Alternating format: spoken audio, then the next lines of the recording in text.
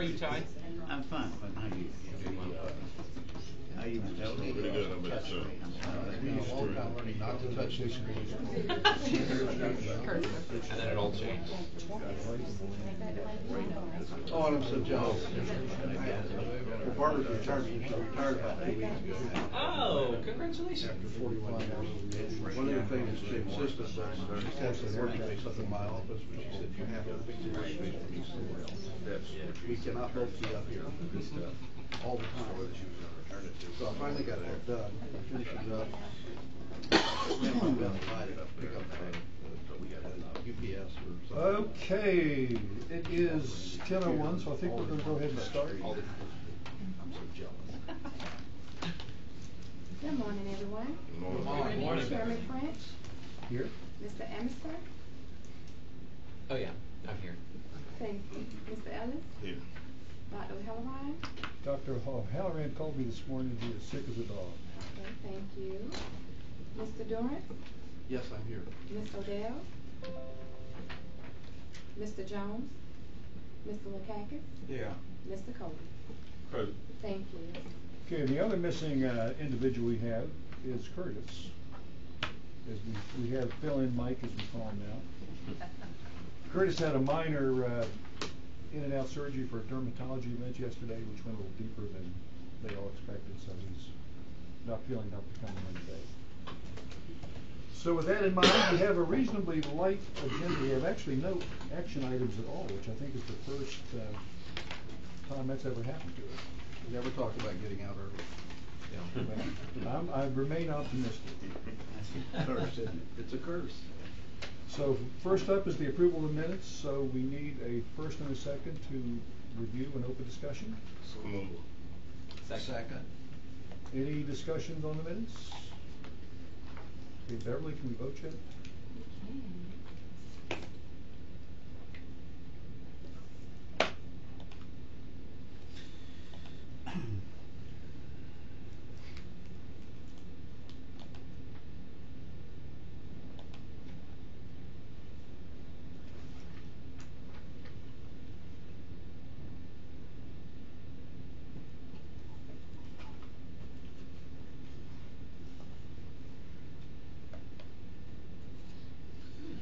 We're going to start giving you a 5-minute head start. She did have 5 minutes head start, straightening out the rest of us. She had to come around and straighten out everybody. Each 10 minutes. That's what I'm talking about. Well, I forgot my passwords. That was a issue here. Okay, all in favor, vote yes. Just for the record, I wasn't the mover, but I'm okay with it. You said you're the mover? Okay. Oh, we're gonna do it on here. Actually, Clint was the second. Yeah. I'm just thinking Mr. about it. Amester, can you click second on yours? I cannot because he's not there. It's given chairman the Mr. Oh, there we go. Oh wait, no. No, I didn't understand. Chester was in, right? Yeah. Okay. Listen, it'll be something. As long as we get through it. The minutes were great. The only issue would be if you moved or seconded and you wanted to vote against it. I'm not sure how you do that. Not on these. I think we agreed that it's possible. Are we all in? Okay, motion carries. So, next item on the agenda is the audited financial statements. So we all received, I believe, last month's meeting, the audited financial statements for last year. And we have Kim Duncan here to answer any questions that we might have on the audited statements. So I would like to ask anybody to ask questions or anything they don't understand or is confusing, and there's a lot in there that's confusing, to come forward, speak up. Voting on this already? No vote. There's no vote on this. This is just a This is presentation that's discussion. just the pass.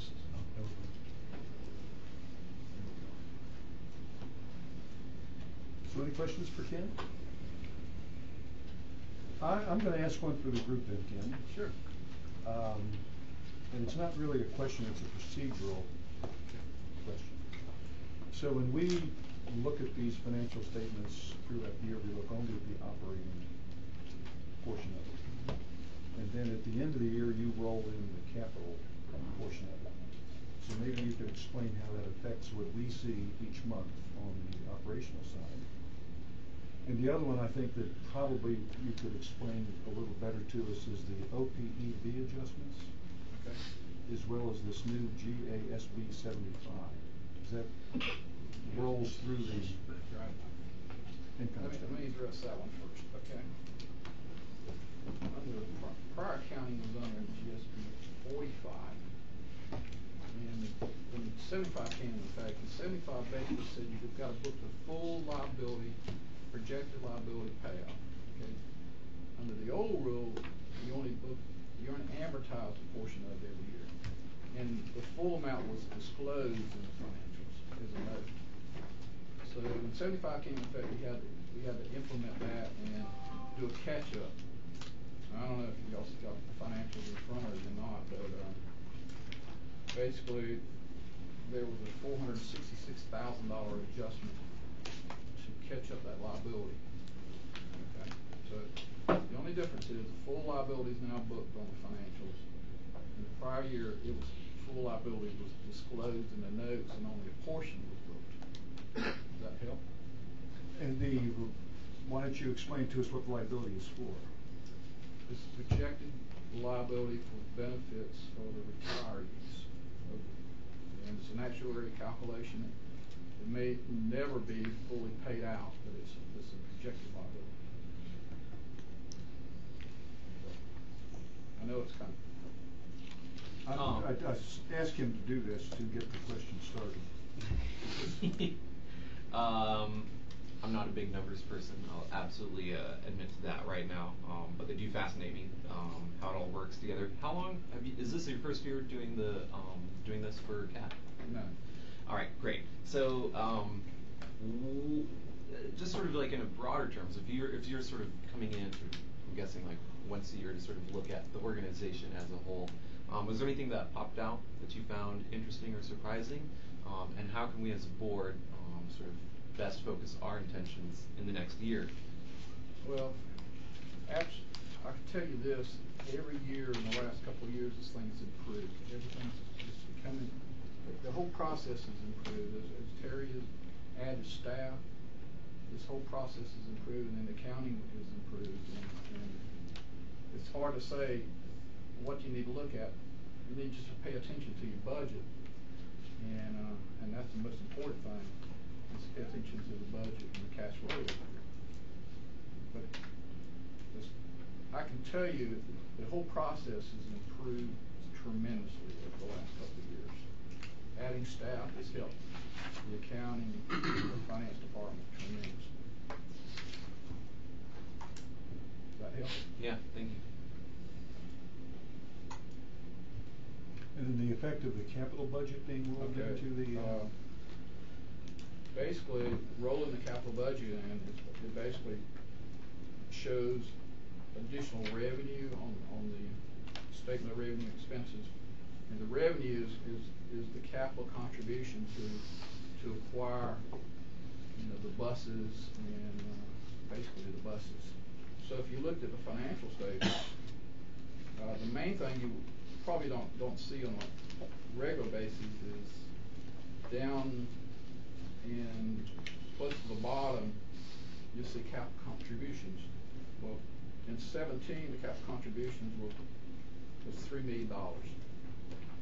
In 18, the capital contributions was a little less than $1 million. Well, that's the timing of when you acquire the buses and grants. I believe you'll see a big capital contribution in fiscal year 19 because of $5 million. Yep.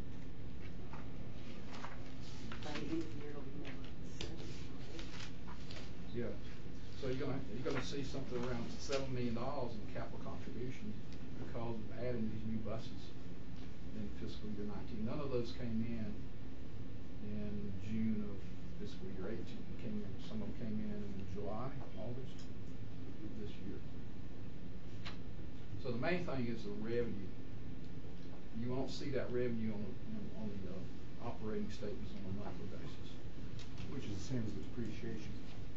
Oh, yeah, I'm sorry, depreciation also, you don't see that either. We don't see that in the operating budget? No.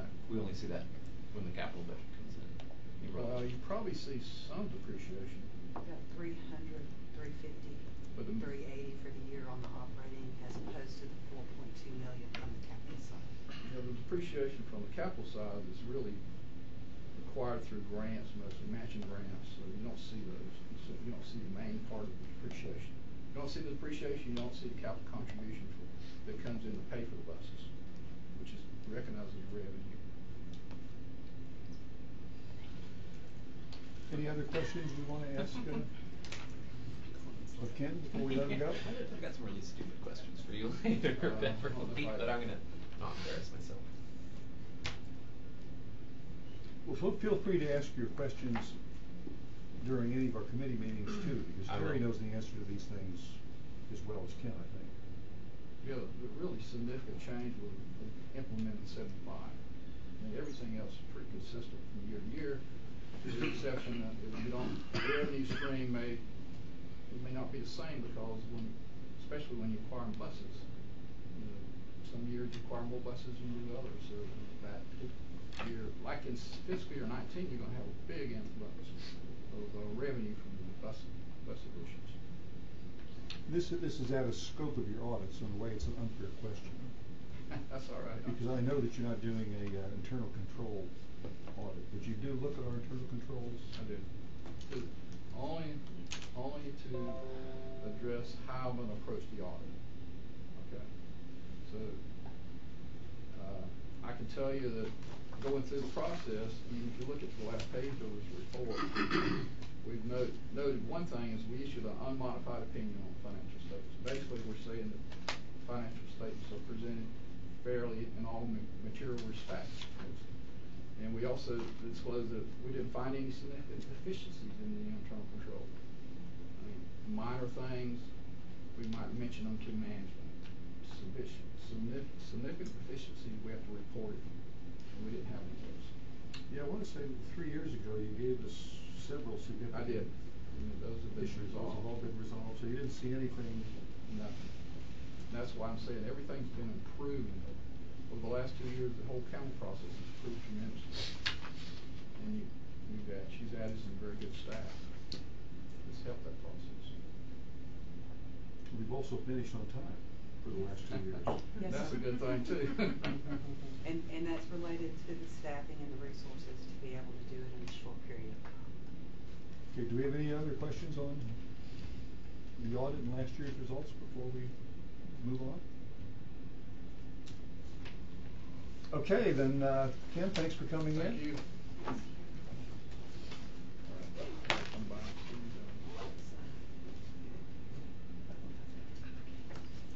So with the lack of any real action items, at the last board meeting we had a lot of questions about cybersecurity.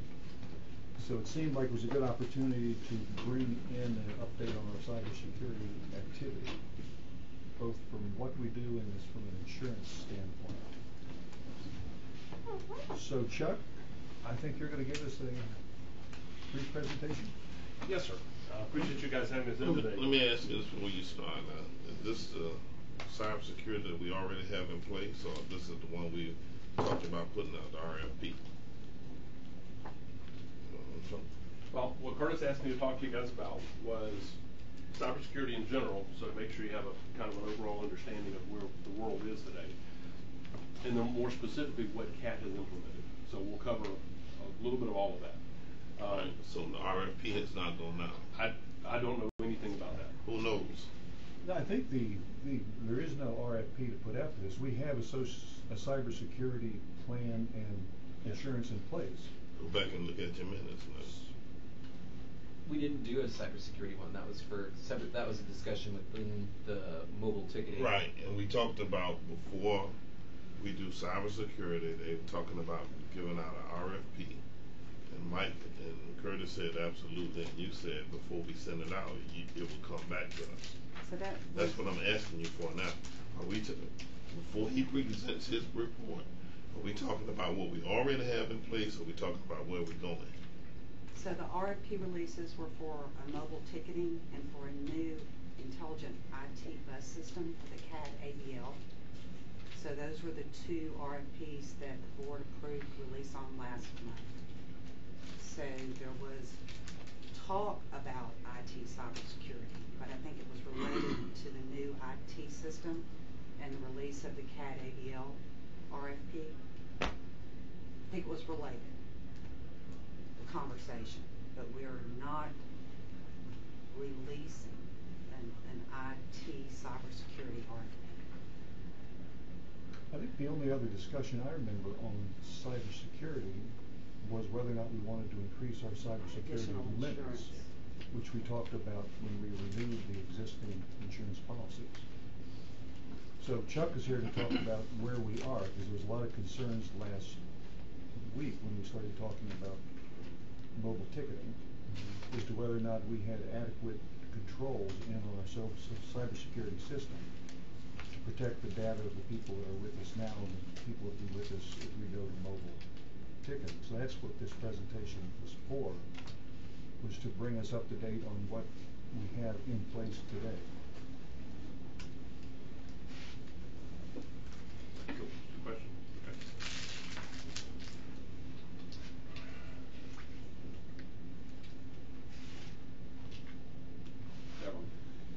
Okay. Deborah? Is it working? Mr. Brown, click the button on the side, just to power it on. It'll light up green. Is it?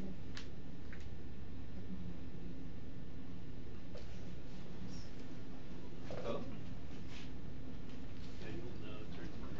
Deborah? You're not green. Deborah, which button?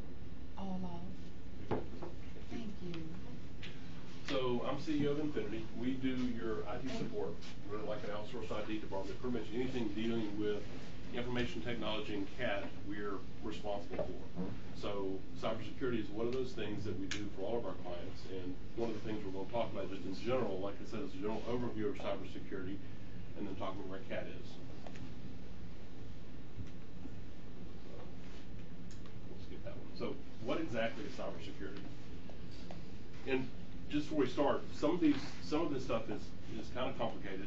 I want to make sure you understand as much as you want to understand. So if you have questions, please ask. If you want to, we'll be around afterwards if you have questions that you don't want to cover here.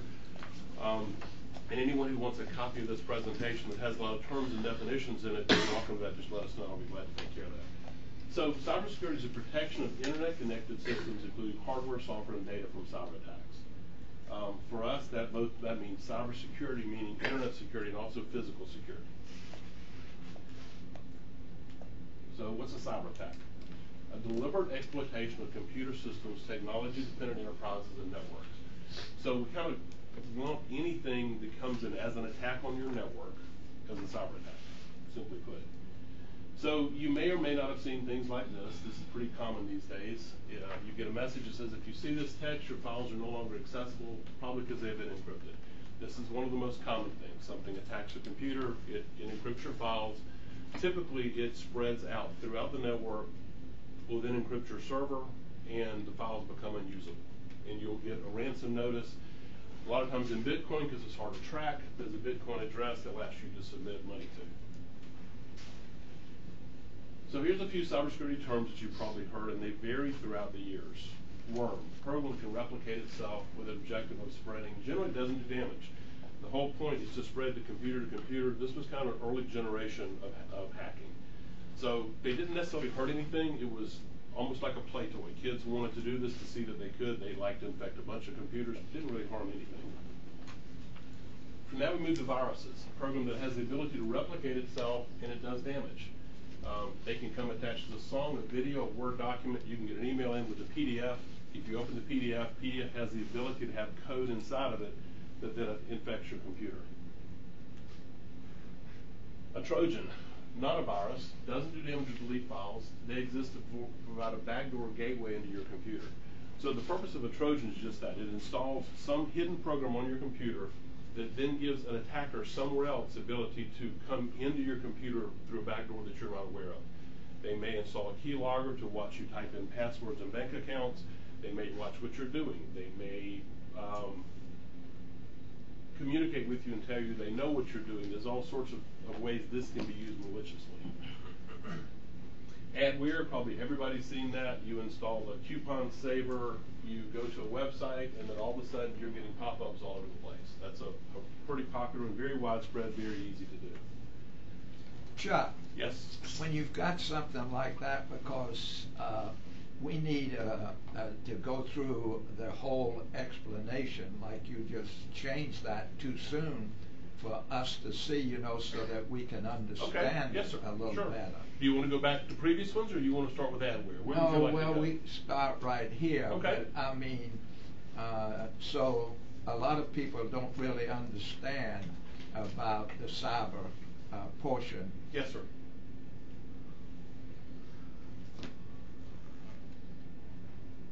So this is probably the one you've seen the most of, Adware. And again, you go to a site, you sign up for something, it installs something small on your computer, and you start getting pop-ups. And that's, I mean, I think most of us have probably seen that. That was popular years ago, and this has been around a long time. Spyware, a lot of times spyware comes in with other software. It tracks your browsing and details and sends to a remote user. It is exactly what it says. It's spyware. It's going to send your actions where you go to someone else. Now, this may or may not be malicious. For example, it may send to a company who wants to know what your buying habits are so they can sell you something. Now, one would call that not malicious. It's not what you want, but it's not hurting anything. They're trying to sell you something. They're not cheating you. They're not lying to you. They're not cheating you out of money. But it's not an activity that you would want to have happen. You don't want your information known necessarily. Again, we've all seen spam. Spam is just email that comes in that you don't want. Basically, generally sit in bulk. About 70% of the emails that I get are spam. And your mileage may vary. It depends on what types of websites you go to. It depends on what types of things you sign up for. The problem with spam, other than being a nuisance and a time suck, is spam emails are very often, the emails themselves aren't damaging, but they're very often embedded with viruses or Trojans that will then infect your computer. Bots are something that's not really well understood by most people. A bot is a small piece of software that installs on your computer that lets a master computer, if you will, steal cycles from your computer. Now, those can be used for good, they can be used for bad. For example, there was a large study done that was medical research where they needed a tremendous amount of computing power. So people voluntarily would allow a bot to be installed on their computer, and when the computer wasn't being used, that master computer would accumulate those cycles to do the research, good program, voluntary. By the same token, things like mining bitcoins, if you've heard of that, takes a tremendous amount of CPU power. So people that are illegally doing this will install these bots on millions of computers, and they will accumulate those resources to mine Bitcoin. Now, that in and of itself isn't illegal, but them stealing your computer power to do it is. Ransomware is probably what is the most prevalent these days. Something happens on your computer, it may encrypt, it may steal information. You get an email that says, I've encrypted your computer, or I know what you're doing, or pay me money. So this is an example of that. Get a message that says, I've encrypted your computer. Can I recover my files? Sure you can, just pay us money. It gives you a countdown and says if you don't do something within that period of time, you'll never get your stuff back.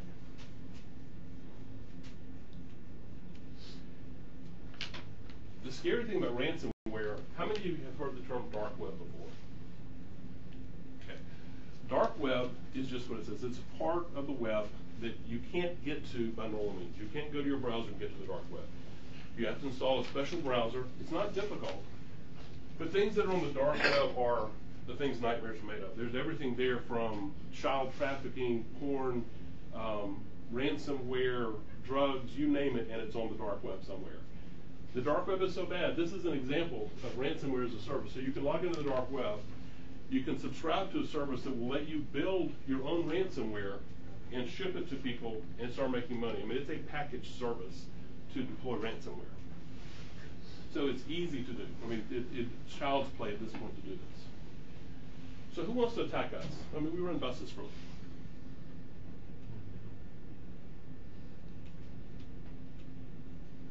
2016, Uber paid $100 million in ransom for private data. 2017, Sacramento Regional Transit, data race, ransomware demanded. 2018, Colorado DOT, $1.5 million.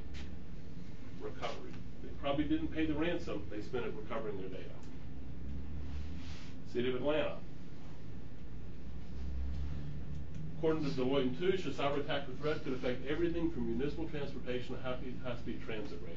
I mean, it's a real problem. So the way we approach this is, and anybody in technology, it's really a layered approach. The truth is that there is no 100% protection against malware. Anybody who tells you that's lying to you. Well, take it back. There is 100% protection. If you turn your computer off and disconnect from the internet, it'll never get infected. But that is the only way to do it.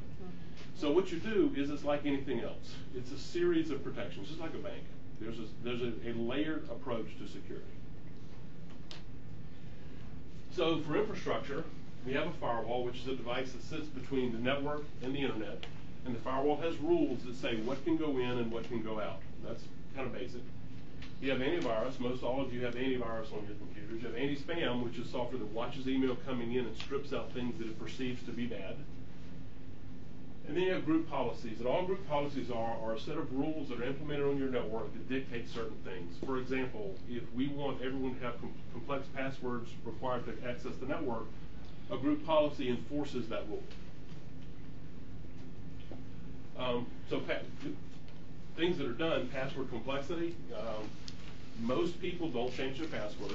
Most people use the same password over and over again. So a key tenet of hacking is that, and I can probably pick on any one of you today, but if I were to get you to list out every password you have for every site you have it, I will almost guarantee that for most of you, they're duplicates. You use the same password for your bank, that you use for your Kroger card, that you use for this, that, and the other. So all I really have to do is hack into the least secure system, and I know I have a lot of your passwords, which is where the dark web comes in. So if I can hack into Amazon, and I can upload that 100 million users into the dark web, I can now sell those passwords. Passwords go for anywhere from about $1 to about $20, depending on what they are on the dark web. So I can go on the dark web today, and I can buy guaranteed good passwords that have been downloaded from some site breach. Bring your own device procedures. So a lot of companies that invest a lot of money in making sure they're fairly secure will allow their users to come in with an outside phone with no protection, no PIN code, so that if that phone is ever hacked, that the company has no authority over, you've now given them a door into the network. And then screensavers and timeouts. Again, one of the simplest ways to hack is to walk up to somebody's desk and install something. Walk away from the desk, screen's left up, no big deal. Put something in. So you have to take a layered approach for access. You have to do as many of these things as are financially feasible, and then as many of these things as are, I'm trying to think the right word for it, that are feasible without killing the productivity of the company. You can put in so much security that you're very secure, but nobody can get any work done. So it has to be a good balance of finance, security, and accessibility. And then there's the really weak link. The weakest link in your network is the people, without question. We have a client who we had implemented all the security policies on. We had done all the right things for. We had given them instruction. And one day a lady came in and she got an email, and the software we put in place said, this is probably malware. Don't click. I don't have to take a vote on what she did next. She clicked. Now, it infected her network. It infected her servers. It's a medical practice. Fortunately, we had really good backups with them. Our guys went in and over the weekend rebuilt their servers. So the organization never knew they had a problem except that we told them, because Monday morning they were up and running again. But that weakest link, had she not clicked, everything would have worked the way it should. So Proofpoint analyzed cyber attacks throughout 2017, looking at attacks in nearly 6,000 organizations. Almost every industry suffered from a growth in the number of attacks, ranging from phishing to ransomware and cloud application breaches. It's growing. This is one of the things that as a company, we've had to realize, we've been in business for 20 years. When we started this, you put on antivirus software on your machine, no big deal. Today, security is the #1 thing that we do. Because it is so prevalent, and it changes all the time. So what do? You educate your users, and let's talk about phishing emails, because probably every one of you has been subject to a phishing email, whether you even knew it or not. Most phishing attempts are disguised as something the employee is expecting: an HR document, a shipping confirmation, a request to change a password. So like this, for example, if someone got this email from HR, replied to HR, please confirm your W-2 is correct. We uploaded here, just click here. Looks perfectly good. It's not, it's a phishing attempt.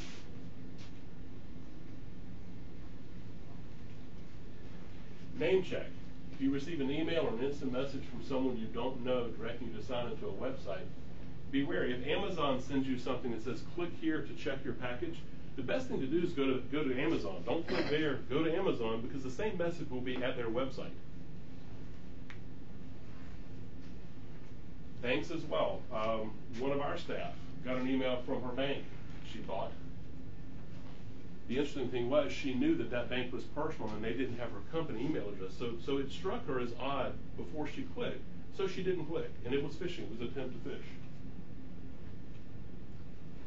Unrecognized links or attachments. People like Microsoft don't send emails with attachments. They send you something saying, come to our website and check this out.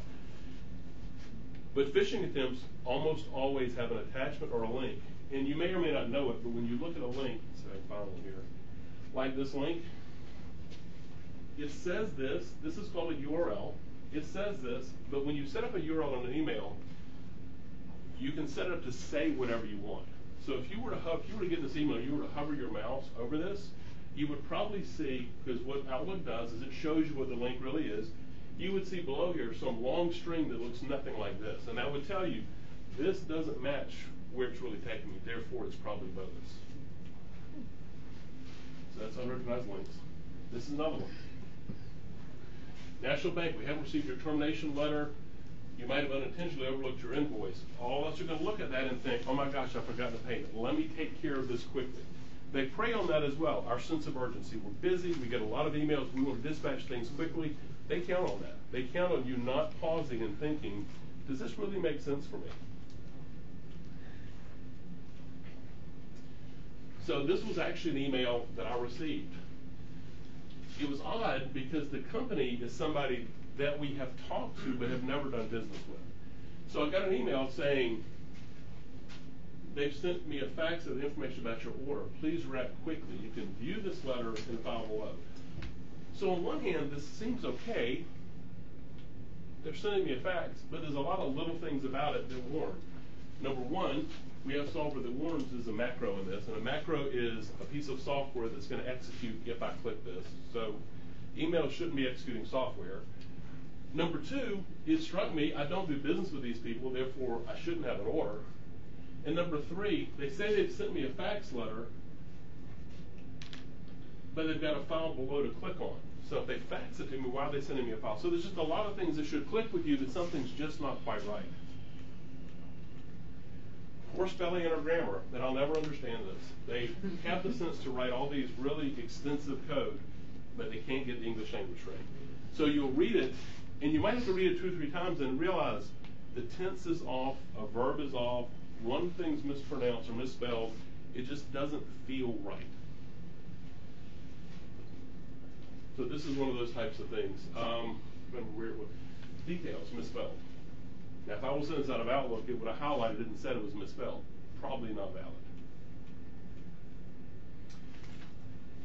Phishing flags. Urgent attention required. Your account's going to be closed. Your account's compromised. Your password's compromised. They're threats. They're things that scare us and make us want to react. Payment details on Netflix. Now, this was one that I wanted to share. It's interesting. It's an adult email. I got this right as I was doing this presentation for somebody else. I got this email in. And what it says is they've hacked into my computer. They've watched me go to adult sites. They've turned on my camera and taken videos. and they're going to encrypt my computer and release these videos to all my friends if I don't pay them. And the interesting thing is, let's see, an idea came to my mind. I took a screenshot of your intimate website where you have fun. You know what it's about, right? And this goes on really long. Now, what's interesting, too, is they said, P.S. I guarantee you that I will not disturb you again after payment, as you are not my single victim. This is a hacker code of honor. Really? But I mean, people get these things, and you would be shocked. How many people will pay this? They think, well, what website did I go to? Could this have happened? Is it really worth me paying $500 to make sure this doesn't happen? They pray. So the bottom line to all of this is think before you click. There's almost always a red flag somewhere in the emails. So what if your network really is compromised despite your best efforts?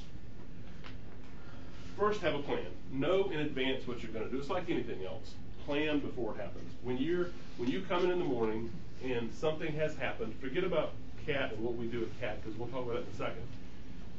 But you find out something's happened, damage has been done, that is not the time to try to figure it out.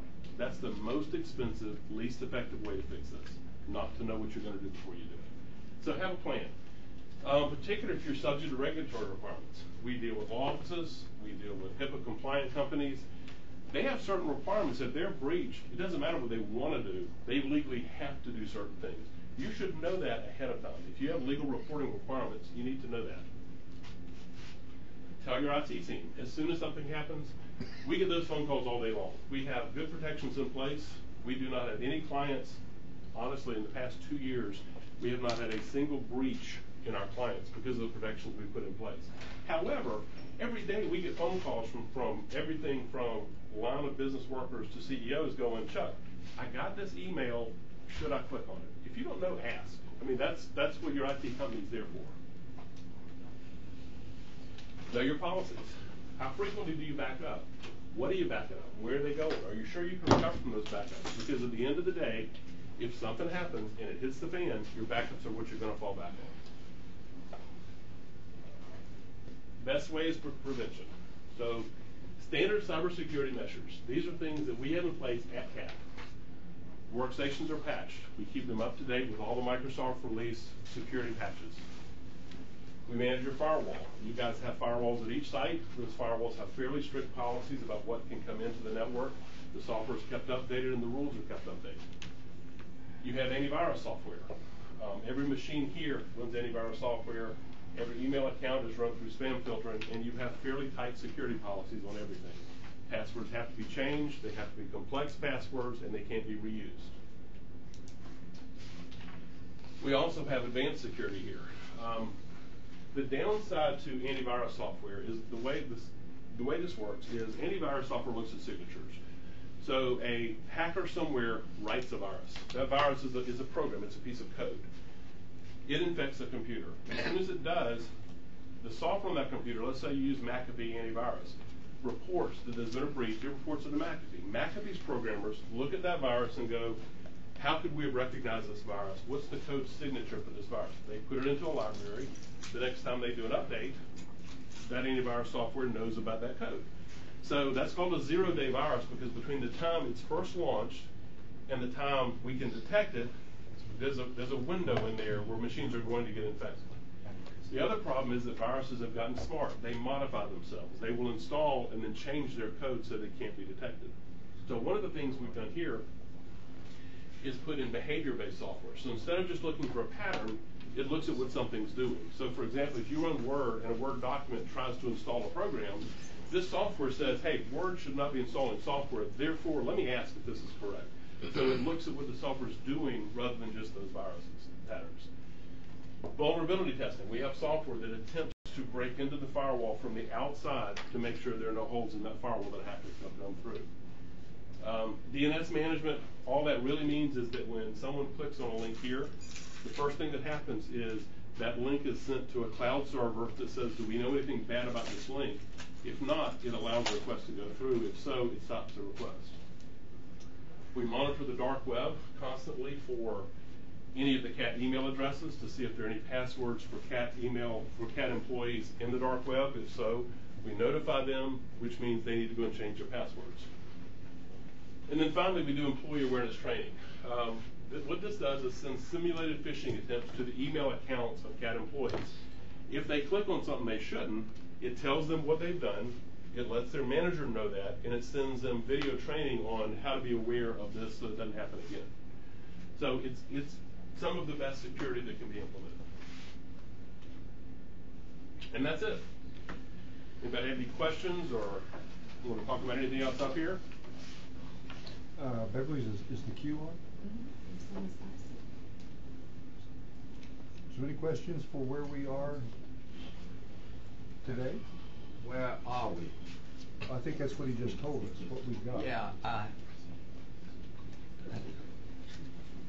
running through all of this at this particular speed, and not, you really need to either write it down quick so that you can come back and ask a question, or you're at a loss. And how many people do we have here, or maybe I shouldn't ask that question right now, that knows enough about this to protect us? You want to go back to the last slide and let him go through it in more detail? I mean, I think the last slide that he had told us what we have in place. Yes, sir. Should we go back and do that again, with a little more detail? How long will that take? However long you'd like it to take. I mean, I can go through it as quickly or as slow as you'd like. Whatever you would like, sir. Yeah. Because if you ask Sure. everybody here that question, you know, how many really understand? Okay, we'll ask the question. So, is everybody fairly clear with what CAT is doing to protect ourselves from cybersecurity at this point? Bill? I'm fine. Are you okay? Yeah. Yeah, I think the question, one of the questions here was, what can we do?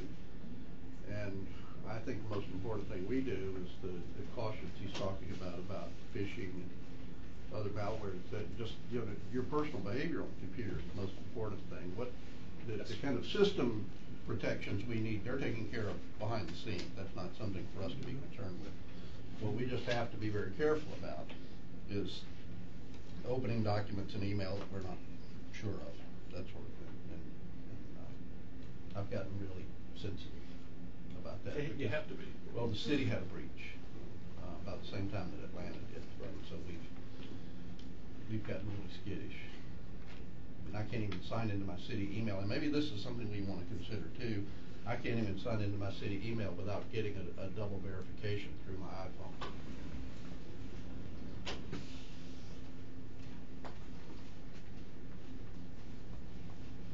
So Jay, are you comfortable with where the presentation is giving us and where we are? I'm coming around the room. No, I don't even have a clue. I was trying to look through it to see if I can read through it right quick, but it wasn't sent in the minutes in the notes, so I guess I'll have to go through it another time.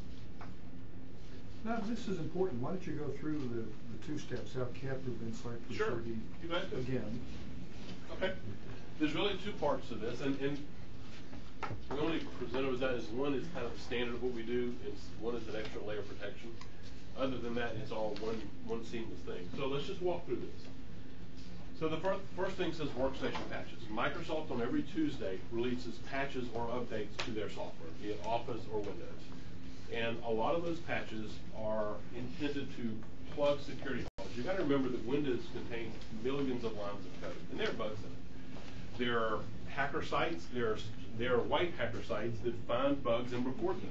They find intrusions. And as soon as Microsoft can, they patch those holes and they send patches out. On every Tuesday, we download those patches, we evaluate, because sometimes the patches cause more problems than they fix. But we evaluate them, and then we release them to our clients. So we make sure that the workstations and servers are patched with all the code that can be used to patch holes. Do the same thing with your file servers. The next thing is your firewalls. The firewalls are, for CAT, they are these little red boxes that sit in a closet, and in one side of those boxes is the internet. On the other side of that box is your network here. And all a firewall really does is it's a very, very fast evaluator. It looks at packets coming in from the internet, and it evaluates those. Are they going to ports I know about? Are they going to destinations I know about? Are they coming from places that we know to be bad?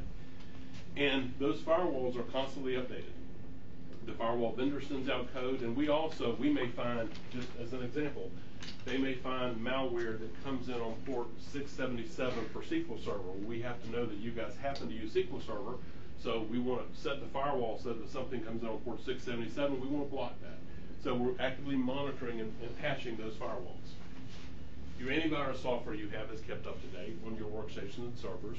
Again, antivirus software simply watches the activity on that machine, watches software being installed, and says, is this behaving in an appropriate way, and blocks it if it's not. Spam filtering is a cloud-based service that looks at every email that comes in and measures it against certain criteria and rules to see if we believe it to be malware or not, if we believe it to be spam or not. If it is, we filter it out. And again, standard-wise, you're probably anywhere from 50 to 80% of emails are spam.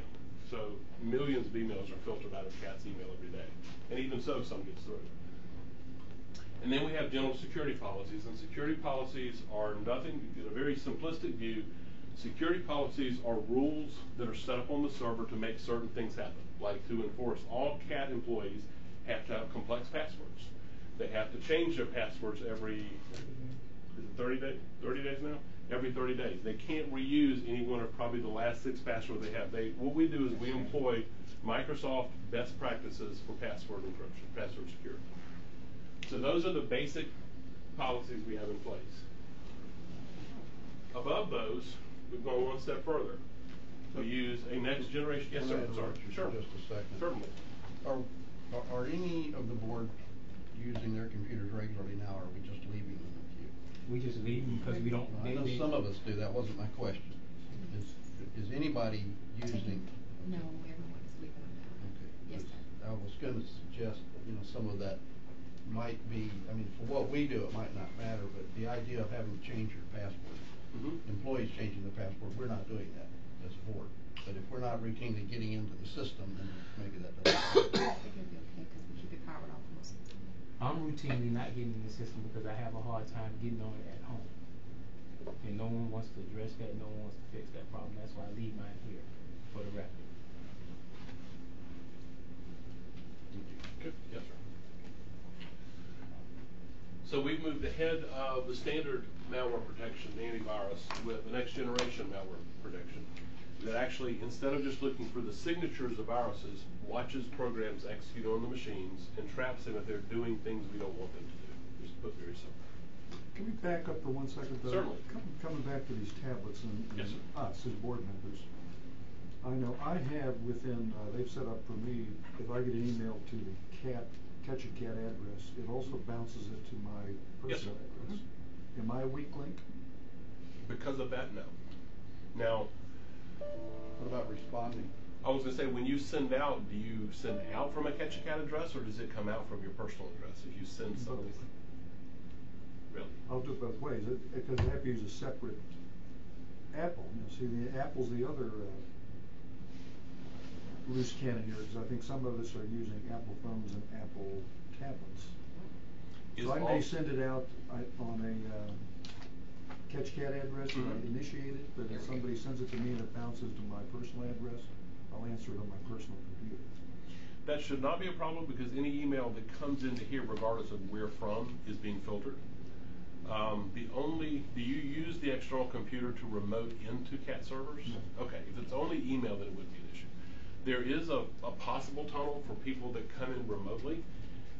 We've had this with home health care before because they'll have a nurse at home that won't protect her computer, and then they allow that computer to tunnel into their network. So you're basically giving an unprotected tunnel into the network. But I don't think we have any of that at CAT. VPN? VPNs are fine because those computers, the remote computers, are under control. Are any of you guys VPNing in? No. I know we have some CAT people. I don't know what VPN is. It's a method of encrypted remote access. We don't do Okay. Okay. I just wanted to make sure I was not a weak link. Yes, sir. Well, that may be a separate. That's a different issue. We probably do need to look at that. From what you're describing, I don't see any issues with it, but it is probably something that we should document and make sure of. Have our security team to take a look at, and make sure we're doing best practices where you guys are concerned as well for that type of access. Now, for those of us that are using an Apple, we're supposed to be virus insensitive. Apple would Which love is you not to. true. Apple would love you to believe that. Nonsense. But it is nonsense, but you're doing all of your patches and your work with Microsoft. So again, if I use an Apple, am I the weak link to the security part of CAT? We do these same things with Apple. You are not a weak link because your computer in and of itself doesn't have any access to CAT servers. You may be a weak link for yourself if you're not doing those things. The truth of the matter with Apple is they are, I'm picking the words carefully here, so I'm telling you the truth. They are not any less attackable by a virus than Windows are. However, it is far less likely, and it's an order of magnitude. If you're a hacker, do you want to attack the 100 million Windows computers out there or the 10,000 Mac computers out there? So it's just a matter of where the numbers are wrong, but you get my idea. It's just a matter of where do they want to put their priorities. Are they going to put it into a larger population or smaller? So they've traditionally focused on the largest population. It's like Unix. We had a client one time who said they're Unix, therefore they can't be attacked. That's crap. They can be attacked. Nobody bothers because there's such a very small percentage of Unix computers, but it is certainly hackable. So yeah, you need to take the same protections as anyone else, although you are less likely to be hacked. Do we have any, how about cell phones? Do we have any risks with people using cell phones, smartphones? The only access smartphones have is email, and email has protection. Now, one of the things that we're doing as part of the security policies is enforcing that all, in most of the more current phones, this is enforced anyway. But one of the best things and simplest things to do with cell phones is make sure you have PIN code login, that you don't disable that so you go straight in. But that's pretty standard anymore anyway. Anybody else? So you're saying emails aren't, emails aren't generating viruses or anything like that? Emails don't generate viruses. Emails can carry viruses Okay, in. Right. So we have to pick basically two things. One, we use software in the cloud to evaluate emails, which strips off most of the ones that have malware in them. And the other point is to have the policies in place in the network so that if you do click on an email that had something, it'll get caught at that point. Right. So it's those two layers there. All right.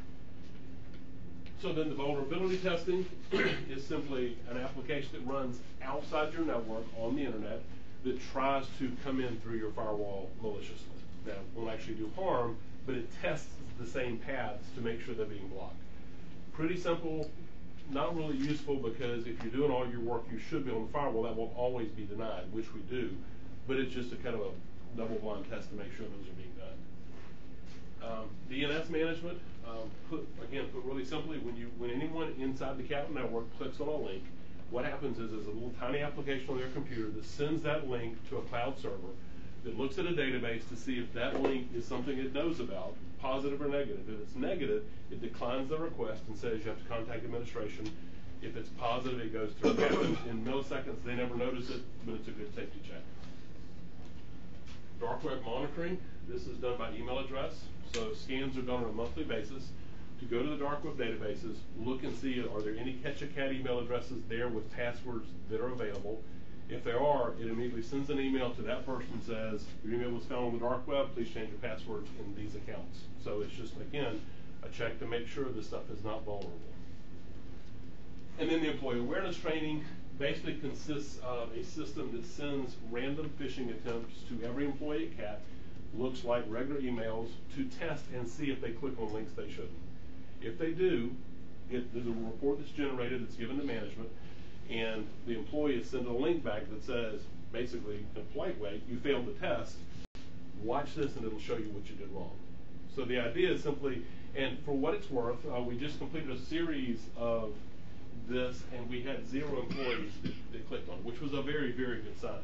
So that's a good thing. Yes, sir. DNS management, I've bumped into some stuff, not recently, but a few years back, where email I was sending out was being rejected because where I was sending it said that it was coming from a server that was a known spam. Mm-hmm.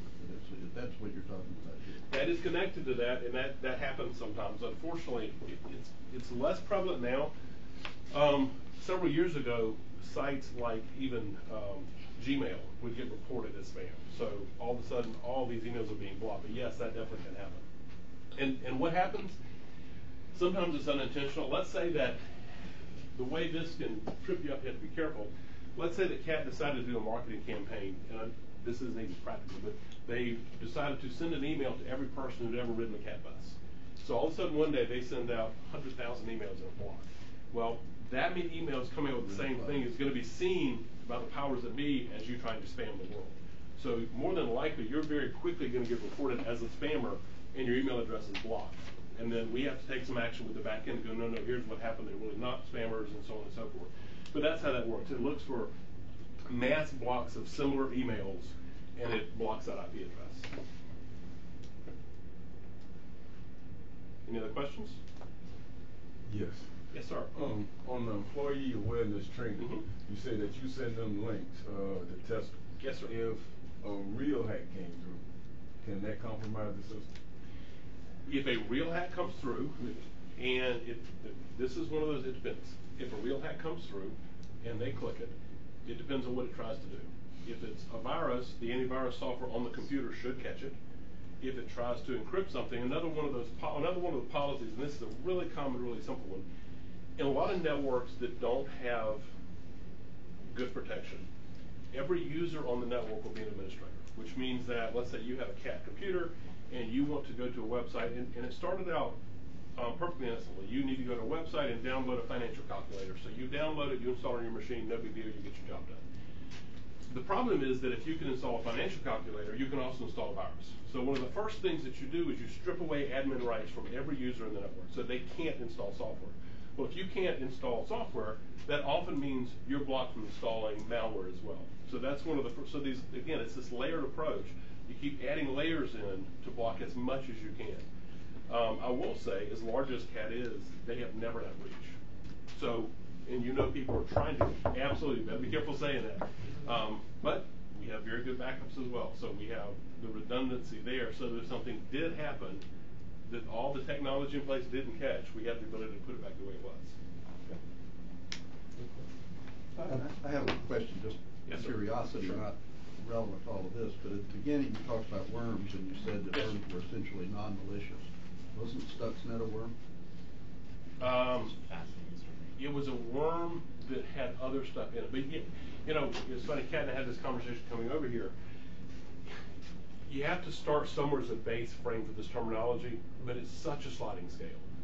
Very few of these things stand by themselves. You know, you'll have a worm mixed with a bot. You'll have all these different pieces and parts. Was the worm then just a transportation mechanism? Yes. Or well, and again, if you go back really early on, and I don't even know how broad this what I'm talking about, I guess, is in the 70s and 80s. It was almost a kid's story. There was very little you heard about initially that really did damage. The big thing was getting in. I want to break into the NASA computers. I want to break into the NSA. They didn't really want to do anything. They just wanted the creds for breaking in. And then it went from there. This is a huge industry in Russia. I mean, this is a multi-billion-dollar industry in the Czech Republic, Soviet Union, Ukraine. They send people to schools to do this, and it makes a lot of money. So it's gone from something that kids found interesting and a fun thing to do in their spare time to a commercial enterprise that you today can go on the dark web and start your own ransomware business. So that's what I said, it is such a changing environment. would you recommend that as a revenue source for Terry? Absolutely, absolutely. Okay, I have one more question. Clinton, you had a question before we ask him to re-present. I do. I've got a couple different ones. So APTA has a great resource online. If you Google public transit cybersecurity, they've got one document from 2014 that I thought was really great, because I think an interesting thing about CAT, or really sort of any business, is what are we trying to protect? And I think there's sort of a couple different ways of thinking about it. So an interesting thing about public transit is I don't really know how much customer data we currently hold on to. Like if I was to say, ask anybody here, who's riding the bus, would you really even be able to tell me, or is it stored anywhere? The actual names, or social security numbers or addresses of anybody that's using the bus. So we aren't at risk currently for any of that. With the mobile ticketing moving forward, we may, because now on my phone, I purchase a ticket, and you could probably, I don't know, find a way to connect that. So I think our vulnerabilities will go up, which is both a detriment of having a more complex system, but also overall a huge convenience. So I think that's kind of a cost to go with it. Also, like, none of our buses run themselves off of computers. They're all organized. Yeah, exactly. They're all run by people. So we don't really have any like computer connected equipment, I think, that's gonna like hurt somebody or possibly harm somebody. I think you could probably interfere with some of the technology on the bus. I was snooping around on some of our files and I found this list of all the SIM cards, which is kind of interesting. So I don't even know if we should be allowed to like own it as a board member, but there is a list of SIM cards on here, which is kind of interesting. But one more, I had a question for you about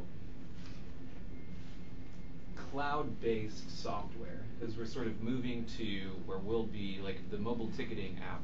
We don't really own that software.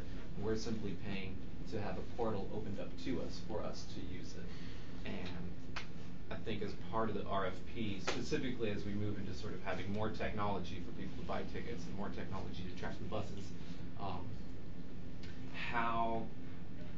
I think we've got some really good security procedures in place here, but what about our cloud subscription, or what about our cloud subscriptions? What are their security practices? Do we have a way of sort of auditing those and making sure that they're also up to snuff with what we're doing? Because I think this all looks great. Well, I mean, obviously that's a process. You have to work with each of those vendors. You have to find out what their certifications are, what their security practices are, what their backups are, how redundant are they? If the data center should go down, how quickly are they going to fail over? You have to ask the same questions of them that you're asking of yourself. Is that something that we're doing moving ahead with RFPs for the mobile ticketing and the new ITS? I don't know who I'm asking that question.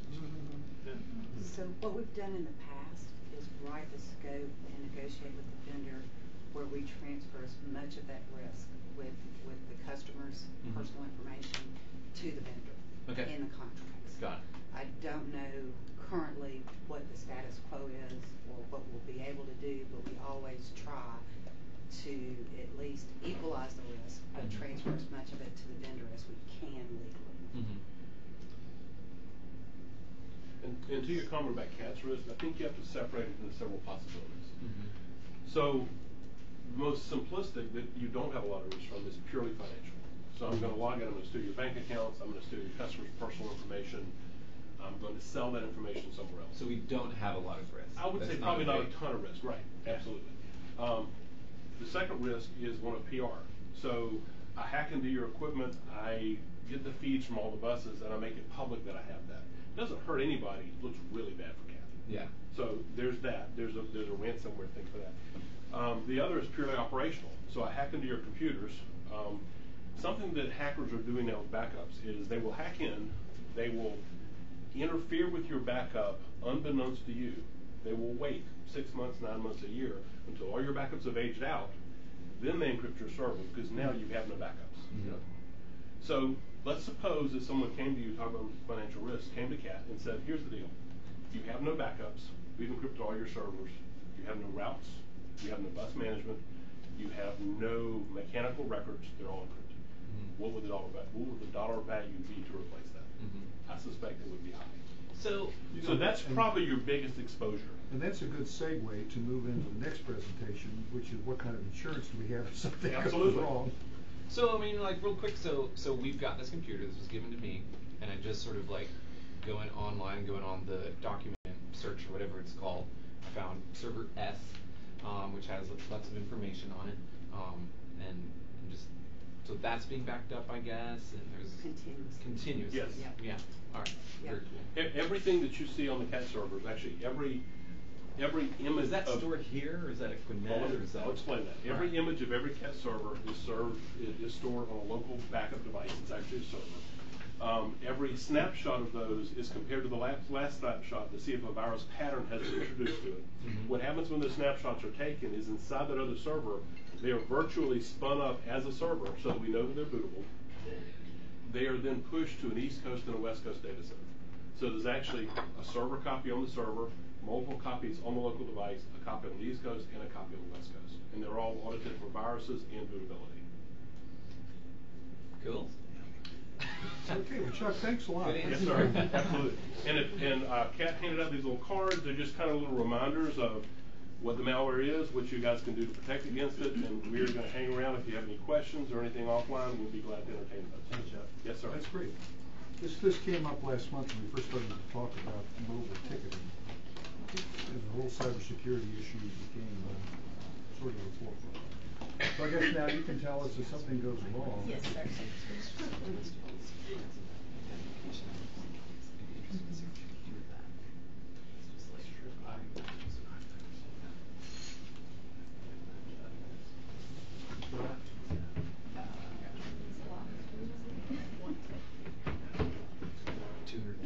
Some of these are for video AVL, some of these are for passenger line. So every bus has the same chip, and that's how Two. It's two. The video one. Mark.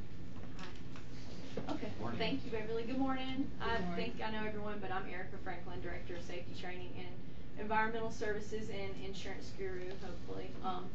Thank you, Chuck, for that wonderful presentation. I think we all learned a lot, and so obviously this is the other portion. What are our coverage for these types of responses and attacks? And if you all will remember, I'd like to remind you that there we go. In June of 2018, Seacrest, our insurance broker, came and presented additional coverages to our regular insurance renewal, and one of the coverages they recommended was cybersecurity insurance. And so at that time, the board voted to get that coverage. So we did. Okay, so these are just some highlights, and it was effective July 1st with the rest of our policies. We procured $5 million in limits of liability for cybersecurity coverage, which is a very good amount of coverage. The most you can get is $10 million, and that's through Lloyd's of London. And then some other highlights, in August of 2018, we also, after review of controls, once we implemented the policy, the underwriters with Lloyd's of London, which is in the surplus lines market, reviewed our controls, and Chuck was also very helpful in that portion. And after a review of our controls, we actually got a rebate on our liability insurance because of all the controls that we have externally and internally. Okay? I'm not going to interrupt you again, but since Chuck is sitting here, Chuck, do you feel that based on where we are, $5 billion is adequate for us? Yes, so the only time I think you would need to have really extreme limits are if you do have personal health or personal information where you may be sued for breach of that type of stuff. But you guys really don't have that. You don't maintain credit cards and personal information and social security and all that type of thing. That really jacks your liability up. But in your case, worst case, everything goes to crap. We have to rebuild servers and restore data, and that should absolutely cover that. But that brings up what Clinton was talking about, as we go forward with mobile ticketing, we are going to be storing credit card information. Well, it sounds like we won't, but Right. our vendor will. Vendor will. So we'll need to make sure they have liability limits. Okay. To cover that. And what we would continue to do is as our technology improves and changes, we'd have to reassess our risks, and if we need more coverage and different coverages, obviously every year we would review that or when it's necessary. But we do data and image-based backup, right? Mm-hmm. So you could rebuild in a matter of a day. Well, actually, with the device we use, it's better than that. We not to get too geeky here, but if a server blows up, our guys can log into that backup device remotely and boot the last image of that server up within about 15 minutes. So there's not even a rebuild the server. It's a much cleaner, quicker than that. Okay. Yeah, you're very, very well covered. And you back up on-site and off-site and to the cloud? Yes, ma'am. Okay, thank you. Sure. Okay. And one more really neat thing under our coverage is we're eligible now for IT risk assessment services at little or no cost through Seacrest and some resources they have as well. Okay, so what are the highlights of our cyber policy? We have access to 24/7 cyber incident response team, including their hotline and an app, which I've just explored a little bit. It's really cool. And we also have free cyber risk management services. We have assignment of a cyber incident manager for any claims made in responses that are required. And we have outsourced IT infrastructure operation and management, which Chuck just went over all that in detail. And also, I'd like to mention again, because of all of the outsourcing, which is what your underwriters would like to see, because when it's outsourced, they know it's professionally done. Okay, so I mean, you have obvious internal controls, but mostly all that's outsourced. And we also have an extended reporting period. I won't get into that too much, but that covers you for like a 60-day period after your policy period ends, in case it's something you find out later on that, because you heard Chuck mention a lot of those things sit kind of dormant for a long period of time before anything happens. Okay. All right, so these are all the coverages. It's a lot of stuff, and as Chuck said, to get real nerdy, I could go through all of these, but I'll kind of just highlight some of the stuff that would probably be most of our concerns. What types of risks are covered? These are all the clauses. Cyber incident response, cyber crime, and you'll see some under there like funds transfer fraud and things that we might be exposed to at some point, even if we're not now. Have been. Right. Crisis communication costs, when Chuck spoke about breaches that wouldn't really necessarily be harmful, but that would look bad for CAT. Those are those types of responses. Okay. System damage and business interruption. Those are kind of self-explanatory. And then network security and privacy liability. And then also any fines and penalties assessed, since some of this may fall under regulatory, which he also touched on, is also covered. And another big one, which would be big for us, because a lot of these things aren't harmful, as we've mentioned many times, but it looks bad on the company, defamation and intellectual property rights infringement. And that's the limit there we mentioned before. $5 million is a very significant amount of coverage for what we're exposed to at this time.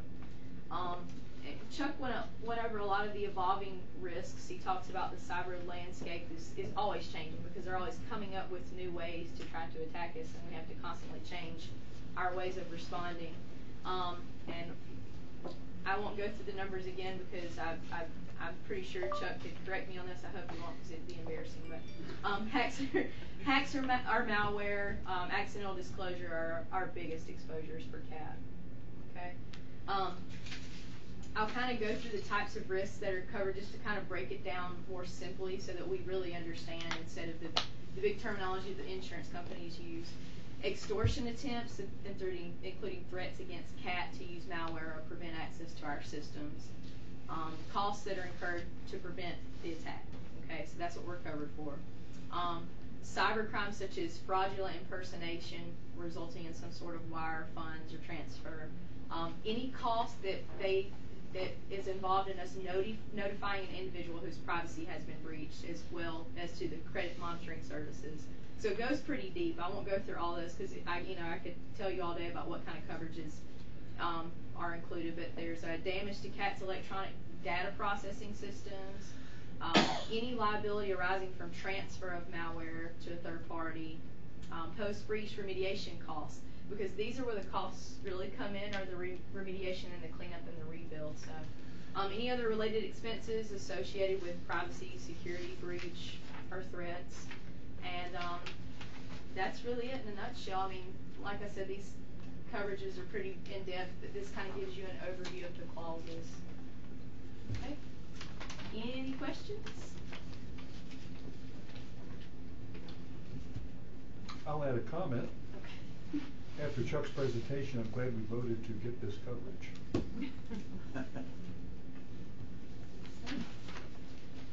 All right then, thank you, Erica. Thank you. Yeah, you're welcome. It's hot. If I could say one other thing, I meant to say up there, I would like to say that the CAT directors and the board have been extremely easy to work with in this. We have much smaller companies that it takes an act of Congress to get some of these things through to protect them. And every time we have come to you guys with something and said, you know what, you need to do this, we have to explain it, we have to explain the budget for it, and it's always gotten done. So we appreciate it. It makes it really easy to work with a company like that, where the management and the board is kind of working together to say, you know, we want to be protected. It just makes our job that much easier. So thank you for that. I have a question, and I don't know who to direct it to. Our paratransit vehicles are equipped with computers or tablets, or are they not? Is there any particular vulnerability about customer private information there? It may just be Outside of who they dispatching are and and routing. where they go, I mean, the information about the ADA transportation, I don't think outside of who they are and where they go, Route Maps captures. Okay, But it runs through the same server system and the same security that Chuck has talked about for the entire system. So but there's no particular information on there regarding special instructions for a particular customer as far as. There is medical information. Notes in the Route Match software, yes. Outside of what we keep to get them transported back and forth in the software, like not their name, address, medical, payment information, but any notes. You're talking more about HIPAA violations. Yeah, that's the kind of thing I was thinking about. So. Yeah, the Route Match is one of those programs that's in the cloud, so they do a lot of the security on the customer information.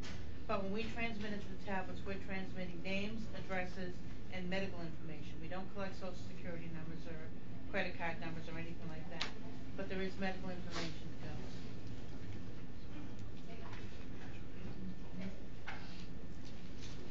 Is that all right with you? If it's all right with all these experts, it's all right with me. Okay, so unless we've got any other questions about cyber security, let's move on to Michael Brown. Service delivery updates. Thank you, Chairman French. So on the service delivery updates, one thing I want to point out is we continue to do excellent as it relates to preventable accidents. We had an outstanding FY18, and we're off to even a better start in FY19, and that includes fix and para. We're also, our employee injuries are down for FY18, FY19, when compared to FY18, which is, again, that's excellent. I want Chris to give you an update on our travel training program and the latest. We've had some staff do some additional training and get certified. And Chris, could you update the board? Sure. Myself, my eligibility coordinator, Tia Baker, and our travel trainer, Demetria Freeman, are going through Easter Seals Project Action Travel Trainer Certification Program. Earlier this month, the three of us went to Tampa and did some on-site training where we studied how to assess who's a good candidate for travel training, how to determine what type of training they need. We did a lot of practice crossing streets. It's a little more complicated than I ever thought it was. And we've also all passed our first of 2 online courses. So the three of us are continuing in our travel training certification. So the hope is that we could bring this to the board in January and implement the plan in February, the beginning of February. And that would go to support. Well, then that would go to support having paratransit passengers right on a fixed route for free. Got it. Very cool. Okay. Right with that program. Thank you. Also, wanted to give you an update on the marine services, the rehab on the Florence Martis. So Ed Denson is here from Marine Services. He can give you an update there. Good morning. Florence Martis has been rehabbed. We are still have a couple things to complete. We've done sea trials on the vessel. She's moving. We're waiting on Ultrajet to come back to do a couple tweaks on the jets to make sure they are moving where they're supposed to, and we can maneuver in and out of spaces where we're supposed to. Once that's completed, we'll get her back. We'll have to do some things with the Coast Guard, and we'll go on. The one great thing is we on our stability test, we were able to increase our passenger count from 129 to 144. Thank you. As far as training, we have a paratransit class currently of 8. going through class right now. They should be ready in mid-January. And we just put a fixed route class on the road this week, but they started yesterday, which on the para side, when we graduate that class, we will be up to full capacity for our operators, which has been a long time coming, but we're finally going to get there. So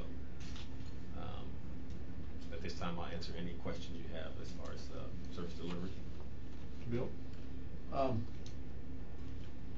One other thing that has been a great improvement that you didn't mention is the quality of service. Our mean distance between vehicle failures, we were hitting that 12,000, starting to drop below it, and now we're up to above 23. So I'm assuming that's mostly a function of the new buses. Yes, it is. And it's nice to see that it worked out that way. Yes. The other thing, though, and I know I sound like a broken record on this because I bring it up all the time, but looking at the paratransit rider numbers for November of 2018 compared to 17, our clients were down 11%, our personal care attendants were down 5%, but our companions were up 44%. I don't understand why we keep seeing that increase. I mean, we didn't have as large a decrease in personal care attendants as we did in clients, and then we saw this huge increase in companions. And I don't understand when we're providing this service to the clients, we're seeing the disparity in numbers between attendants and companions. Yes, and Chris and I have talked about that, and there doesn't seem to be any real pattern. We have to allow them to take a PCA or a companion because we don't go into buildings and we don't provide that extended service. But why wouldn't the numbers be consistent to the clients? We have absolutely no control over that. We might be doing a better job of reporting it this year. When we went through the trials and tribulations of the yellow cab saga, we were using a lot of minivans. So sometimes we'd go to a place and somebody would have a companion that they didn't tell us about, and we couldn't let them on the bus because we didn't have room. So coming through that, we had to retrain our riders. They had to tell us ahead of time if they were going to bring somebody extra. That might be a reason that you're seeing it, that it wasn't recording properly last year, but we really have no control over that. We've got to let everybody be able to bring at least one person. Well, and I guess that would be my question. Just with these numbers, it sounds like it's more than one person.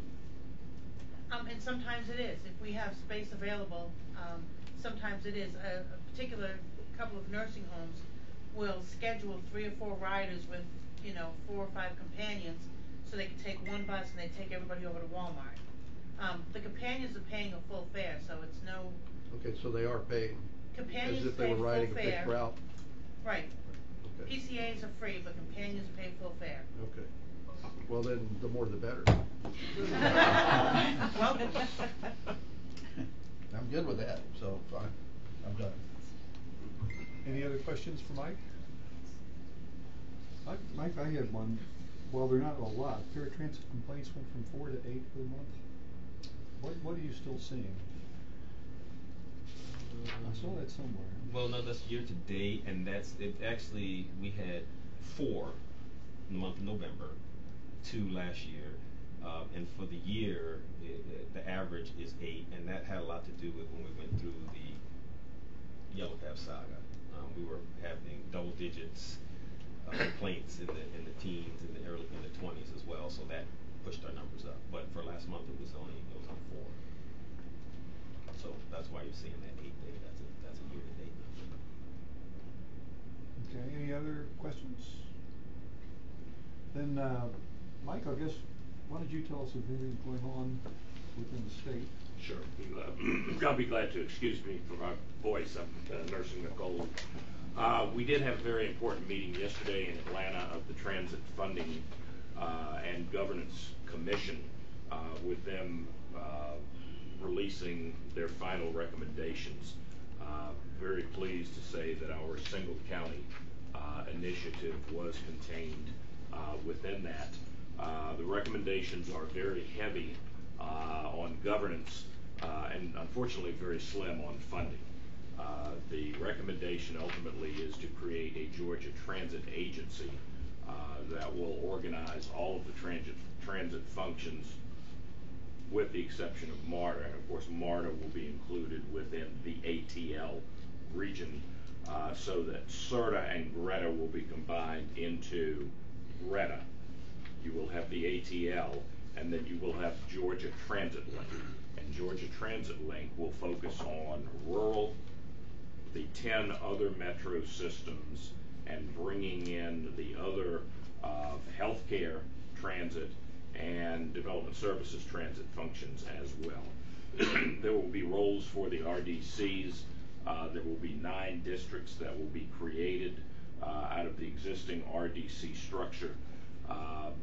On the funding side, the funding recommendations call for the continued use of SPLOST, which is not a surprise but very limited in its application. The creation of the new single county transit SPLOST that will be very helpful for the other metro areas, but also will be helpful for rural communities that want to move in that direction.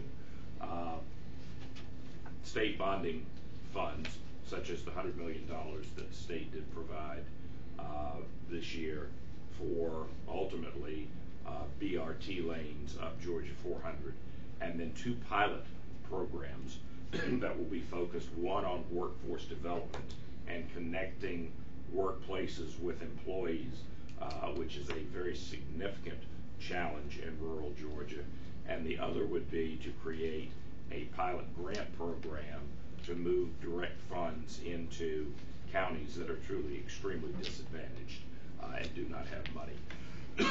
This continues to be a work in progress. I know that the RDCs have some concerns on how they are going to work and interface with what basically will be a new organization created within Georgia Link, Georgia Transit Link, which will be the creation of mobility zones that will follow traffic patterns and not county jurisdictions or jurisdictional bounds, and how those mobility zone managers then are going to interface with the existing RDC structure. So we're far from finished legislation, but those are the recommendations that came out yesterday. We're very pleased that after 2 years plus, we are going to have in that legislation the single county option for a transit special purpose local option sales tax that can be done in addition to a special purpose local option sales tax. It was observed that if all 10 other metro systems implemented the single county transit sales tax, that would generate $253 million a year for transit in those jurisdictions. To give you an idea of the financial strength of Chatham County, 1 cent would generate 60 million of that 253 million for Chatham County itself. So there's a lot of work still to be done. You'll be reading a lot about it. Excuse me again. The one thing that did come out yesterday on the financial side, and there's a brief article in the AJC today, is that the commission does want to revisit the Uber Lyft ride-sharing tax, which they feel would generate about $60 million a year. That is not a lot of money, but it's $60 million more per year on a sustainable basis going forward than they have now. So there won't be any setup then. The counties will be working on their own, as opposed to having, the circuit like they did before, like having 10 or 11 individuals, which would a lot of those would be small counties in that situation. And then if they voted against it, that means the counties that are in good shape couldn't go out and get that additional money. That's correct. T-SPLOST, the regional T-SPLOST remains in place and can be used for a region of 2 counties up to 10 or 12 counties. And that is for 10 years. There is a single county T-SPLOST option, which is for 5 years. But they all can only be used for capital. They cannot be used for operations and maintenance. So the transit SPLOST moving forward will be able to be used for an individual county for all aspects of transit funding, and can be done in conjunction with a regional T-SPLOST or a single county T-SPLOST. So what they're basically saying is you can use the tools you have to fund what your needs are. There is not a wall of state funding, at least at this time, coming towards transit systems around the state, rural or other metro. So a single county transit loss would be 30 years then? It would be up to the jurisdiction that levies it. It can be up to 1 cent and up to 30 years. The magic number there is 20 years, because 20 years then would allow you to trigger federal funding. But you need some leeway in there just because of the time it takes you to put together. Absolutely. Presentation. Absolutely. So you'd want at least 22. Right. The other thing then you said is would be applicable or usable for operations and maintenance as well as capital. Yes. Yes, it would. And I would also point out that even with all of these changes, the changes financially will apply to subrecipients and not those systems that are direct recipients of FTA funding. So whatever funding protocols we have with the federal government now will remain regardless of what the state does. Okay, and if this moves forward, then it could be on the ballot in November? Most likely not in November, because there is going to be a process whereby whatever your project plan is going to be has to be approved by some entity. We're not sure if it's going to be the Mobility Advisory Council, which is contemplated to be part of the RDC. I'm not sure that that is going to functionally work, but there will be some body. My thinking is probably will be the Georgia Transit Link Authority itself, that would be right under the agency, which basically is the same process that is established for the counties and jurisdictions that are within the ATL, whereby they can levy a single county SPLOST right now, but they have to have a project list, much like we had to go through with SPLOST, with the regional SPLOST or the single county SPLOST. Well, any SPLOST has to have a right. project list. And that therein that presents somewhat of a administrative challenge to sit down and say, what are our needs going to be 20 years out? What are our needs going to be 30 years out? And what would the design of that system be? And at least my thinking at this point is there probably need to be 3 windows, 10 years, 20 years, and 30 years, to give the opportunity to be locked in on 10, then to modify what's going to happen in the out years, because truly 20, 30 years out, we don't know. Wouldn't you really follow the MPO system for that? You could. You very definitely could. could. The TIP and then the MRA. Right. And that will be part of that process, absolutely. Okay, any other questions for Mike? Thank you, Mike. Thank you. Then I think we would move on to system development update. Patricia. Okay. Good morning.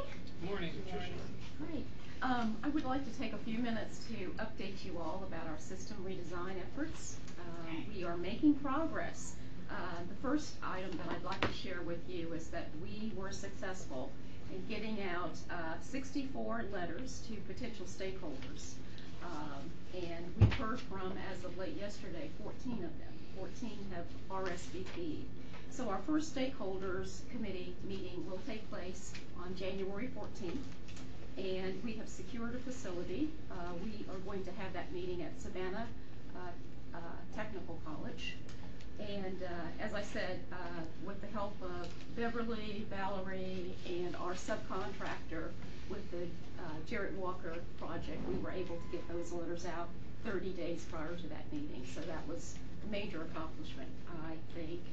And one of the other highlights that I want to mention to you all about our system redesign efforts is last month, the last week in November, Grant Sparks prepared a short PowerPoint presentation for bus operators and supervisors at Erica's safety committee meetings. And so there were about 10 different sessions, and she had anywhere from 6 to 10 or more operators in those sessions. Basically, Grant was able to talk with close to 100 of our operators about the system redesign effort. So he presented this short PowerPoint presentation, which basically took a high-level overview of the project. And overall, the reaction from those operators and supervisors was very positive about the project. They were eager to share information and ideas for improving the system. It was good for us to hear comments about our current system. Some of the comments that we heard, they made about some of our routes with all of the wonderful loops that slows down people getting to their destinations. Some of the other ones that we heard about were that sometimes it was difficult for customers to make their transfers here at the ITC, since we didn't have more of the buses pulsing or basically meeting at the same time. So those were just a few of some of the comments that we heard during that session. But overall, it was good for a good session for us to hear that feedback, to hear from the individuals who drive our buses what they think about how we need to make improvements to our system redesign efforts. Other highlights, okay, I mentioned that we have secured the venue, and we've heard from 14 of the 64 individuals that we sent information out. One of the other activities that's currently underway is the fact that staff is reviewing our preliminary technical report. When Michelle was here, you probably heard about this first report, this choices report, which is basically going to be, which basically is like a state of transit.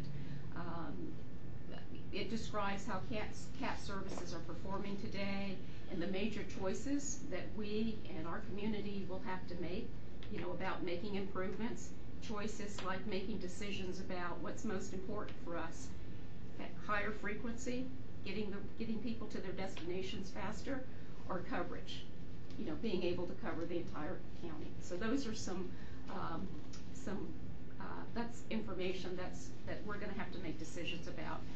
But she does a really good job of kind of covering all of that in this preliminary technical report, which is currently being reviewed.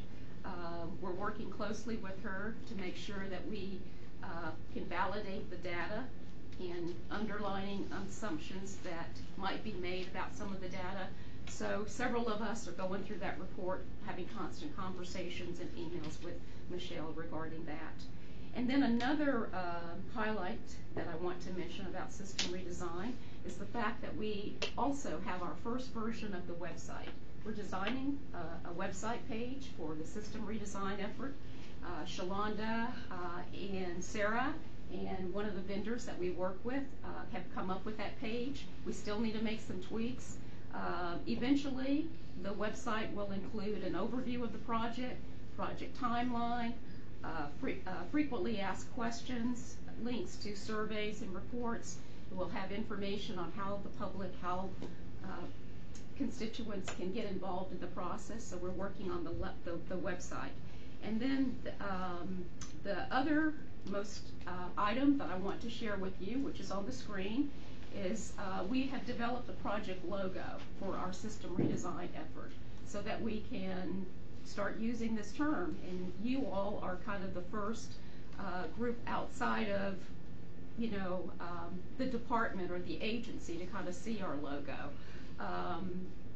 So that's what our Let's Go logo looks like for the project. We'll share it at the stakeholders committee. The website will be branded with it. And basically, this logo, we chose this name because we thought, well, first of all, let me back up a little bit. We went to an outside vendor, our marketing firm, to help us with the logo, just because we wanted them to bring information back to us, or designs back to us, where everybody could be comfortable talking with them about what they liked, what they didn't like, and we wouldn't hurt anybody's feelings. But as many of you probably are aware, it's difficult to come up with a logo that everybody likes. So they came back to us with a couple of different options. And we first started just with our system development team to give them feedback on the wording, the language, and then when they came back with two options that we wanted to consider, we reached out to not only our system development staff, the entire team had an opportunity to vote, but we also reached out to directors and the leadership team and the agency so that they could give us feedback as to which logos they preferred regarding this project. So that's how we came up with our Let's Go system redesign logo. And me personally, when we first started this process, I wasn't a big fan of the Let's Go, but talking to our staff in senior development, I kind of recall some of the comments that Valerie made, and some of the other ones, I was able to move there. But basically, we're thinking that this logo, incorporates, that we want community constituents to be involved in this process. It's usable, it's appealing. Hopefully, it will generate some buzz in the community, and it communicates, going forward. And so that's why we selected that logo. But in a nutshell, that's kind of what we've been working on regarding our system redesign initiative. And I'll be happy to answer any questions that any of you might have. I also saw that you set up a on-time performance task force. We did. Which I liked. Yes. Thanks to Mr. Brown and Grant. Yes. We noticed some inconsistencies through Indra, and we're getting some data from the APC, so we decided to put this force together into a manual check on our on-time performance. So it's ongoing. Yeah, I was really happy to see that. I thought that was a good step. Mm-hmm. Bill? Not on system redesign, but something else in the report here, and this is just a request, more than a question. I noticed that you indicated an extra 50 monthly bus passes bought by the Weston Hotel bought extra. When you give us the report of passes that we get in here, and the single, daily, monthly, could you give us a comparison in the future in that report? The way we do the other KPI, what we had November 18 versus November 17, so just a reference point of some sort, so we can see how that might be fluctuating the way we can ridership. Sure. That's doable, right, Shalonda? Yes. With those passes, is it possible for us to see how they're being used? Like how, I'm guessing both frequency and origin and, what's the other word? Drop off? No, they're just monthly passes. Mm-hmm. So we don't have any way of really knowing once they purchase them and they're distributed how they're being used. So with the mobile ticketing thing, is that something where you could be like, move away into this mobile ticketing app, and then we can have, I guess that's kind of the whole interesting point. That's something we sought after, is that you can purchase these, or we'll give them to you at a deal, but we're also going to be trying to use this information to providing better service. I'd also be curious what agencies, what entities are buying these in any kind of quantity. I know St. Joseph's Candler does. It sounds like the Western does. Be curious to know who our big purchasers are. Big, me, relative term, of course, but who the consistent purchasers of these are. We were planning, like, at a future committee meeting, and then, we can do it as well as to a board presentation, but we were sort of thinking, like, in January or February, doing an update for you all on the different packages, what we offer these businesses, when they come to us and they want to buy bulk sales, tickets, and who they are, and like basically the business development program that Shalonda right now pitches to companies, because we want to, revamp that a little bit, but we were thinking that we needed to kind of share information with you all about what we're currently doing, so that we can look at what else we need to do. Yeah, I think that's an opportunity with the business purchasers of these, because something I discovered a while back is that an employee can have the cost of this deducted on a pre-tax payroll deduction. Absolutely. So it actually is cheaper for them that way. So I think for a company like the Weston or St. Joseph's, that's a real benefit if we can pursue that. So. And she's also talking with Savannah Technical College. So we're in, as mentioned in the board report, so we might have them coming on board to do what we're calling a semester pass. And so they would start small, and we go from there. And then I think if we issue them smart cards, we will be able to determine how often students use those cards. Is that correct, Shalonda Grant? Not at this time, not with smart cards. Not with the smart way cards. that we're able to do that is simply track it, very similar to what Savannah State did, which is a little bit different, but that's using an ID. But we're proposing right now to just use smart cards for them because it's kind of just a pilot program. Okay, so we wouldn't be able to like record the serial numbers of the smart cards we issue and then check them some way? No? Not for just regular smart cards. Okay. And is passes the way to go for Savannah Tech as opposed to a student fee that just lets their ID be used for I think what we're hearing, we proposed both, and that's kind of how they're leaning. I myself would prefer to go into a university, negotiate a deal with them for X number of dollars per ride. We do like a one-time contract and bill them every month or whatever. So, but again, we're planning on a future date to kind of share with you all what we do, how the program currently works, and offer recommendations. All right, thank you. I have a question. Do we have a list of the stakeholders that we can Yes. have? Would And you a like copy of, yes, and a copy of the letter. Sure. Thank you. And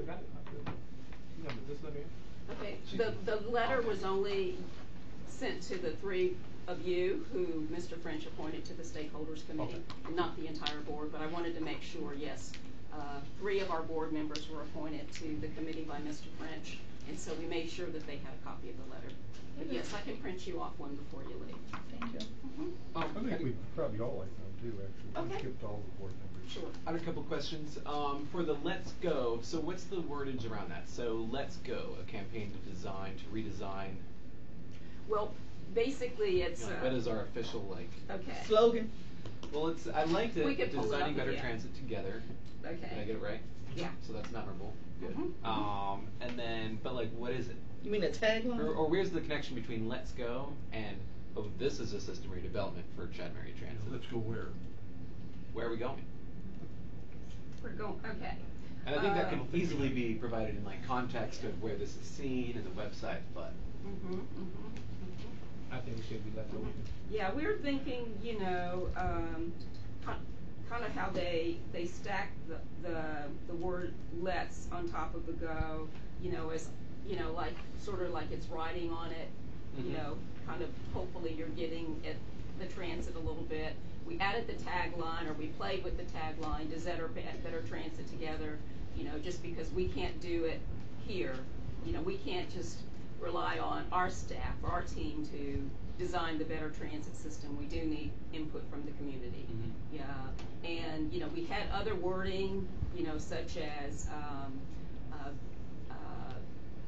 reimagining some of the other systems, or there are some other systems that have used that one. And some of us, it was a little hard for us to kind of make that shift. I originally envisioned that we would have system redesign kind of in the tagline, but again, what came back, reaction of the group, feedback, the way the votes tallied, that's what we made the decision to go with. Actually, having better transit sort of hints at other mobility options. Yeah. So it's not for me, it's not a bad tagline. Well, I also think, there's it's very rare that you're ever just going to see that. You'll either see that on a website or a letterhead or a poster or a thing, and I think that provides the context for where it's at. So I think the term system redesign might create a negative connotation for some people, where this is a positive. This is very forward, very just. Moving ahead. And that's why, again, we went to some people outside of our agency and said, okay, help us with this, and we gave them the background about the project. But when they brought it back to us, we could feel free to say, that doesn't work for me, or what about this? And And so that's what we came up with. And it'll have its own website URL? Yes. We have a URL? Yes. Can you tell me what it is? I don't need to know. Well, You can well, also we tell haven't us. launched the page yet. Yeah, yeah. But we'll definitely Send share me a all that link. with the board when we go live. Please do. Okay, well, no other questions, since we're running out of show here, as they say. Terry, can you, Real quick. Good morning. The financial update in your package contains actual operating results for the month of November and for the first 5 months of fiscal year 2019. I'd be happy to answer any questions you have about those reports. But also of note is we received in November the cash reimbursement for our Hurricane Irma efforts, $186,417 through the FTA Emergency Recovery Program. So if there's any questions about the financials. Irma? Irma.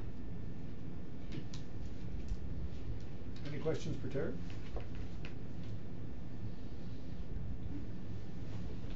Okay, then moving along to old business. Do we have any old business? Or if we have no old business, any new business? Jay? Alright, on new business, for preparation in January, I would like to see a listing of RFPs that have been produced or whatever over the course of the last year and getting an update on that, because I don't want a similar situation to happen with the bus ramp where we had a bus ramp and for a whole year we didn't know anything about what was going on and we didn't get no updates on it. So any RFP, I'd like to have any kind of update we can possibly have on our RFPs that we have going out. That's Anything the good last 2 suggestion. months, I'm not really germane about. I'm really more concerned about anything going forward.